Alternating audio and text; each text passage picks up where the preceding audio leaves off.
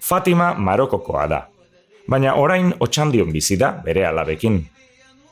Rimek eta Ritasek, Fatimaren alabek, Otxandioko eskolan ikasten dute. Etxean, arabieraz mintzatzen dira, baina kalean, lagunekin, euskaraz hitz egiten dute. Fatimak ere euskara ikasi nahi du. Horregatik, Aekako euskaltegira joaten da, beste lagun batzuek. Hau nire herria da Ben Sleiman. Hau Nezha da nire ama.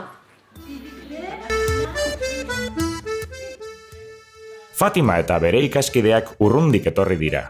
Senegaldik, Nikaraguatik, Saharatik.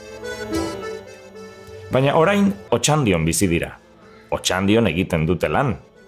Seme-alabak Otxandioko eskolara eramaten dituzte. Otxandiarrak dira. Eta arratsaldeetan euskaltegira joaten dira. Euskara ikastera. Euskal Herrian bizi dira. Eta euskaraz hitz egin nahi dute. Eta zuk?